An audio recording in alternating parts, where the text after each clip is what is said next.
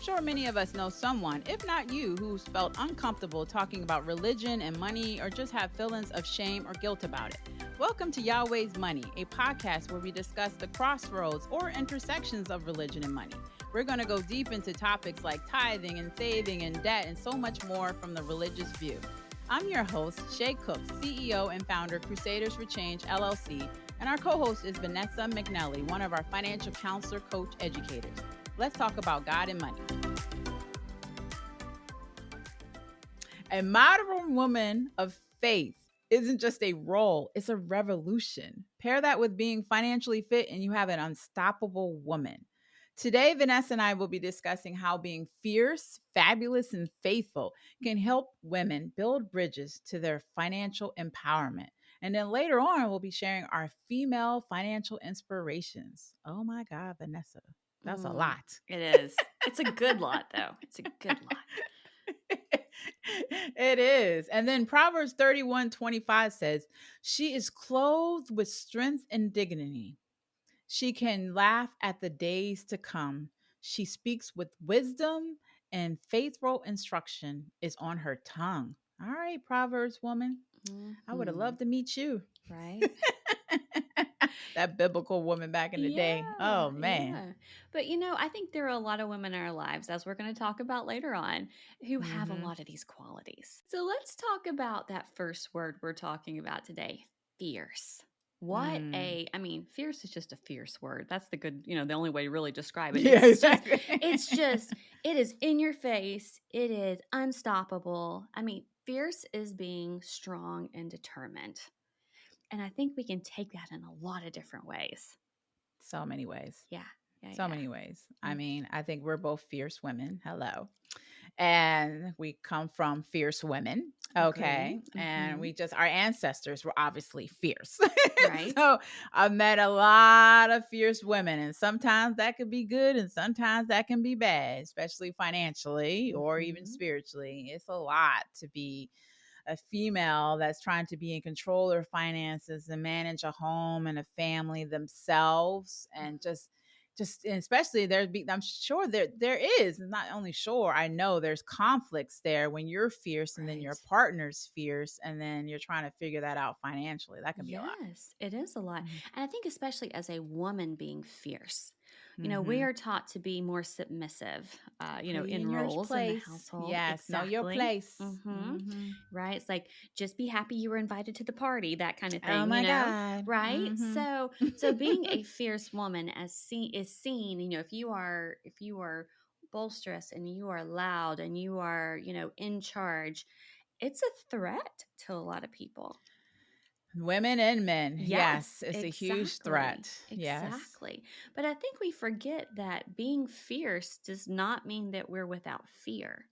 You can be fierce, but there's always those things in your head like, oh no, what if this doesn't work? Or what if I, don't do as well as I think I'm going to do? Or I put all my hopes and dreams into this one thing and everybody said I couldn't do it. What if they're right?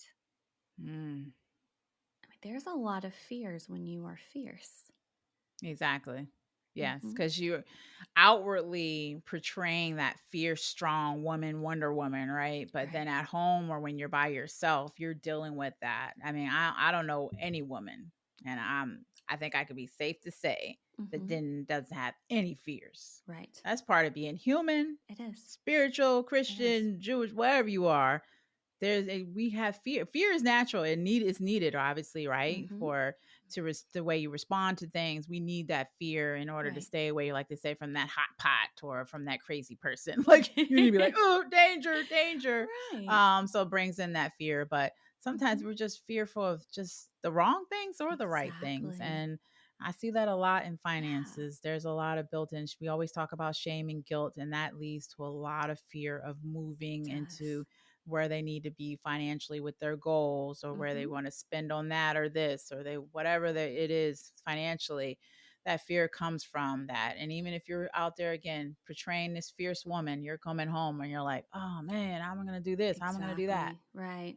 Or you have your little, cry in the bathtub, like a lot of us do, so no one can see us, because Oh my that's kind of God. the safe zone. But in reality, when we're trying to be this fierce woman and we're trying to not show fear or feel fear, what do we really need to be doing? We need God. We need to lean on God and let Him be our shield to help us as we're moving through life, because we cannot do this alone. We cannot do this alone. Nobody should have to do life Mm-mm. alone, period. But yes, leaning on God, obeying God, trusting in God. He died on the cross to give us a spirit of a counseling of truth. Right. He's there to support us Mm-hmm. in everything. Mm-hmm. I think my daily devotion today said, just walk with me and the peace will be there. Yep. Don't look forward to this and that. Just walk with me. I will lead the way. And a Right. lot of times, even especially as fierce women, we trying to lead the way. We trying to make this goal, do that thing, see these Mm-hmm. results, have this success.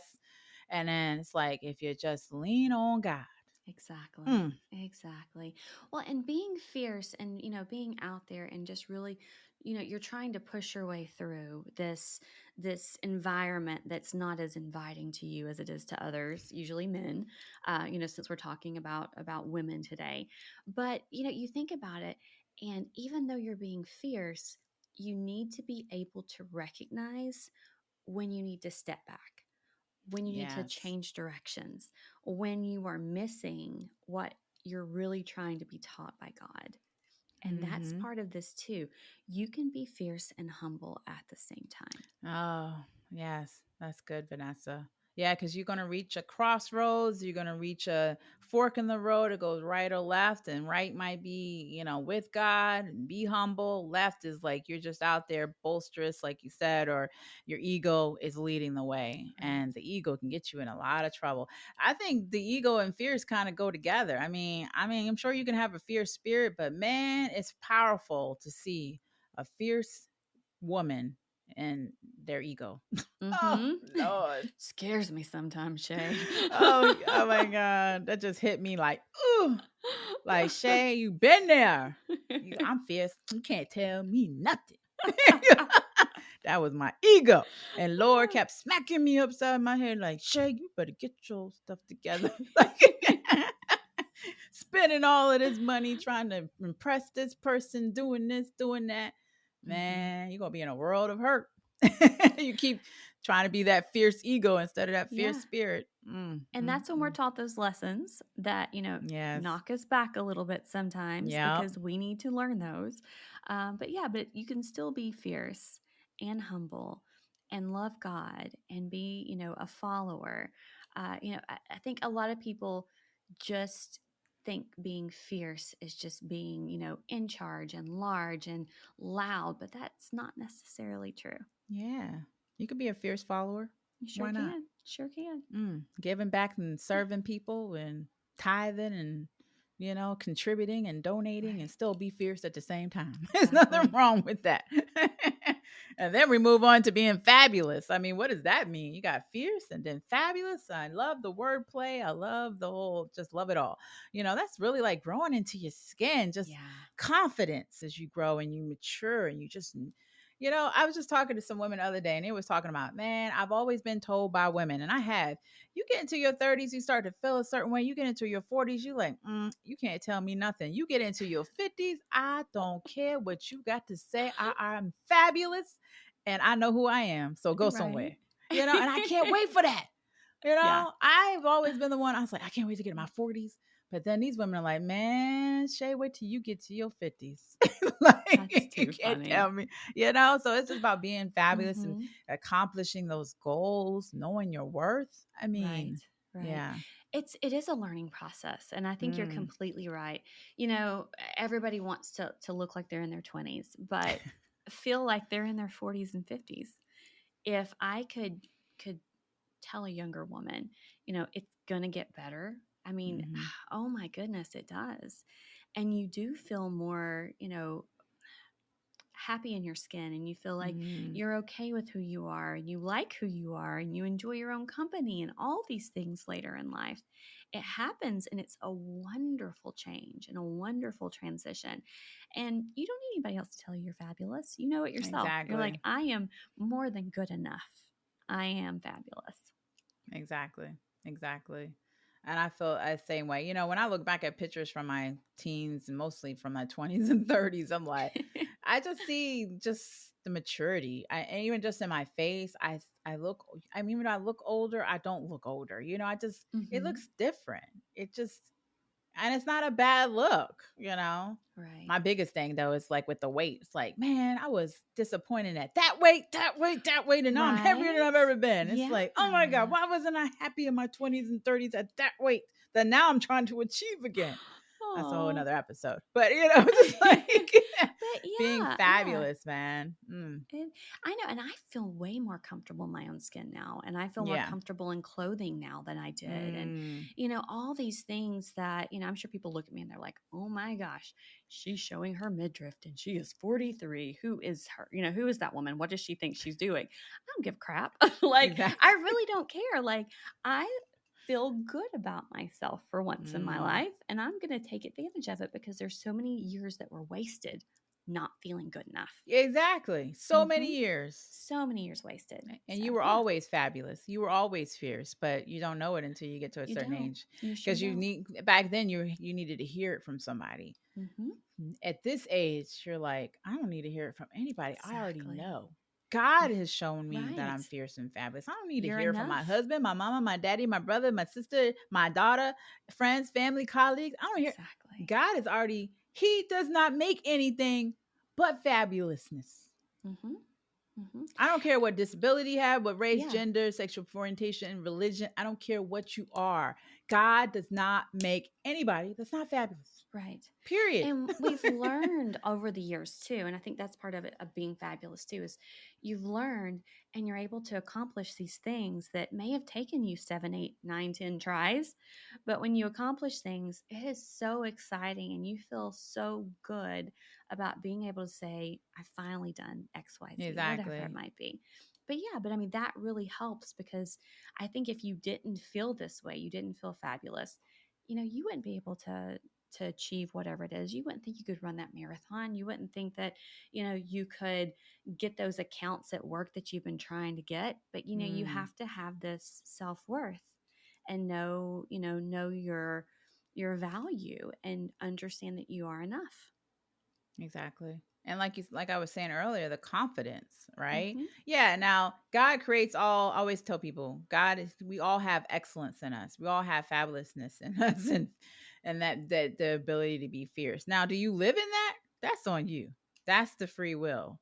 We got some really bad, evil people out here in the world that are all capable of being excellent and fabulous, but they're not because Right. they have chose that path, Right. right? And so Exactly. I'm trying to, and I'm human. I make mistakes. I'm trying to choose a path that's more fabulous, more excellent in God.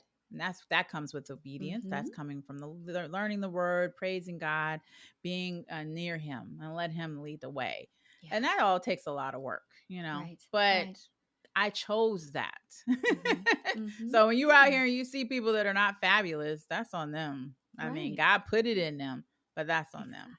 So, Well, and then that all rolls over into being faithful, th- yes. and that's part of this too. And I don't think you can truly be fierce and fabulous without being faithful Nope. because it's all part of it. You may think you are, but in reality, there's a lot going on behind the scenes that you don't let people see. But if you Mm, are faithful and you know who your maker is and you know who you can lean on and you know that he has got you, it just brings out the other two qualities. that is so true. That is so Yeah. true. Yeah. Oh my And God. even when things are not going the way that you think they should be going, because, we all have this vision for our lives, if you can have faith and be fierce and fabulous through the times that are not as great, because we all have those too, it's just going to help us prosper and be even better in the times that are good. Exactly. and prosper in happiness, prosper in financially, prosper with family and relationships in so many ways. Prosperity does not always mean money, right? And just being Exactly. oh God, God is so good. Exactly. Yeah, and I think people forget that, being fabulous and fierce and faithful, like you just said, whatever income you have, whatever job you have, whatever, housing situation you are in, you can be all of those things, and you will be blessed, and you will learn that what you're given is a gift, whether Mm. it might be smaller than somebody else's gifts out there, but there's a lesson that's to be learned from what you're given, and there's a reason you are where you're at this moment in time too, and we don't want to miss that either, because there are some really good things that can come out of those dark days, and being Oh faithful God. helps us to see that. Exactly. Challenges just make you stronger. Going through those bad things, those lessons, test so you can have those testimonies. I mean, it's just Exactly. it's key to life. It's key to maturing. It's key to being a better human, Yeah. better Christian, Right. whatever religion you practice.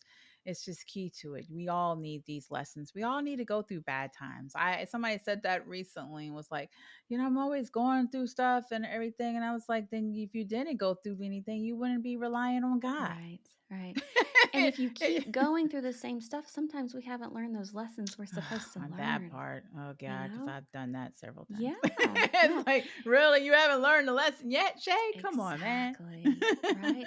Yeah, and we can use this with any scenario that we want to use, but I think relationships are a good one with this part is, Mm, you go through relationships, and sometimes we have relationships that are just awful or there are really bad components, but I think we learn from those relationships what we want, what we value, what we don't want, what we won't stand up for, so that next time, we get somebody that understands where we're at. They give us what we need because we know what we need. We know what's important. We mm, know what we will not compromise on. So it mm-hmm. really helps you to see, from this bad experience, you are blessed tenfold because you get something so much better later on. And it's worth Exactly. that wait. It really is worth that wait. So, but in John 14:27, he says, "Peace I leave with you, my peace I give you. I do not give to you as the world gives. I do not let your hearts be troubled, and do not be afraid." Mm, And that just kind of goes back into what we've been talking about being exactly. fabulous and fierce and faithful and all these things, and learning through those bad experiences, because they do bring us so much joy later on. And we shouldn't So be much afraid. We joy. should embrace them and be And happy they that they're there. inspire us, Yeah. like, oh man, just knowing that God, when I spend time with God, the peace oh God, that flows over my body and my spirit and my mind is like no other. Yeah. And then it inspires you and gets you motivated and just puts, oh man, sometimes when he just downloads into my brain and my mind and my spirit all these great things that are going to happen, little by little, because he's not going to open up the full book because he ain't trying to overwhelm you and Right? get you crazy out here in these streets. But and it's just inspiring to know that peace is going to be here, and financially as well, knowing Hmm. there are some fears that even Shay Cook has when it comes, even though I feel I'm pretty responsible when it comes to money. When thinking about financial inspirations, I think about how I've lived my life through the decades and what's Hmm. inspired me financially through my teens into my early 20s and being in college. I was inspired financially to make as much money as I can so I can buy clothes and all that stuff like we were talking about in another Right. episode. But then I had my daughter and it was all about her. Like I was inspired to be a great role model, to get my degrees, to get good jobs so I could help my husband take care of my daughter together. And then as I got into my 30s, it was just about trying to reach that height in my career financially and with titles. And it was all about the ego. And Hmm. then 40s, moving into Crusaders for Change, I'm really inspired to not be able to not only be able to sustain a healthy and happy lifestyle with God leading that, but also being able to grow our programming to pay our personnel. That's a huge motivation and inspiration. I want to be able to pay everybody and to be able to add more people to the team so we can help more people. So that's financially inspired. And I believe that all is linear from God. And Mm-hmm. again, it changes with age. It changes with where your kids may be in a certain, or your family members may be in certain times in their life, or where you may be. But I personally am not financially inspired anymore by the materialistic stuff. I'm more inspired by the serving and aligning with God's obedience, because he has, I wouldn't say he's beat me down, but I felt like I've been beat down when I haven't done what God told me to do. Yeah. And so being obedient to God is number one, and everything else is inspired from that. Yeah. That's beautiful. Yeah, Yeah, thank you. and I know we're talking about, women in finance and Mm-hmm. women who inspire us and all those fun things. But I will tell you, I have been so blessed in my life to have a few women that Mm. have really inspired me financially. And I know a lot of us don't have that. And I think Yeah, for, the masses, a lot of women are not taught how to do well with they're their not. money or I to, haven't really to had many carry their women. money, Yeah. right? Mm-hmm. But I talk about my grandfather a lot, but he had a very special woman with him for 70 years. They were married for Mm. 70 years, which is crazy to me. It But my is. grandmother, my mama, because I'm Southern, and she was my little grandmother. And I learned a lot from the way she handled her money and her funds. And she had her allowance. She never worked at a real job a day in her life, but she took good care of her family at home, and she took good care of her husband and her children, and they were always presentable and neat and tidy. And she grew up in the Depression, Mm. and she had a third grade education because when she hit third grade, she was told she needed to stay home to help take care of the other children. And with what she had, she did so much. And just like my grandfather growing up, I saw the joy of giving from her. I saw that her doing without was not a sacrifice because it brought so Mm. much joy to someone else. Mm-hmm. And I learned that even when you have a lot, it's okay to not act like you do. It's okay to Mm. drive a smaller used vehicle. It's okay to have the same wardrobe for a few years. All those things, and the things that you do want, it's okay to figure out how to do them yourself. I Mm-hmm. still to this day dye my own hair for $6 because of the way she taught me. I would go with her to her sister's houses, and we would learn to can vegetables. They would give each other perms because that's just Oh, what they wow. did. Um, so learning that you can still have a lot, but find responsible ways to have those things, Mm-hmm. because you may find yourself in a place where you don't have as much, but you can still do these things and have these things and find joy and happiness in not having a lot. So she taught me a lot with that. And then my mom too. My mom always taught me that everything goes on sale eventually. That was her little motto. So we never bought anything full price. But she taught me that you can still have a good life on a little. And I've had a few times in my life where I've not had very much, and nobody would have known that because I Mm. was able to, enjoy myself and be happy and have a very small grocery budget and still eat those type of Yeah. things. And later in life, I've had my dad, especially, he would tell me, he'd be like, I had no idea. Your mom never told me, that she didn't give you this or she didn't give you that. And I was like, she taught me. She didn't give me, Mm. she taught me. She Exactly. taught me how to be an adult. She taught me how to take care of myself. She taught me how to do it when I have $2 to my name and when I have $2 million to my name. Amen. And those are priceless gifts that women have taught Priceless. me throughout my life. And hopefully I can do that for others. And I think that's one of the Yeah, you reasons have. that, that we Yeah. do what we do is so we can Yeah. share those experiences with others. I love that. That's beautiful. I love that, the women that are lucky enough to have, like you said, to inspire them. I didn't have many because nobody was taught about money. So I Right. learned from my parents, mom, and especially to just do the opposite. So they were making so many mistakes. But yeah, and that's fine. And then just do education. And like I shared earlier, just circumstances in life, which is great too. Life is definitely a great teacher.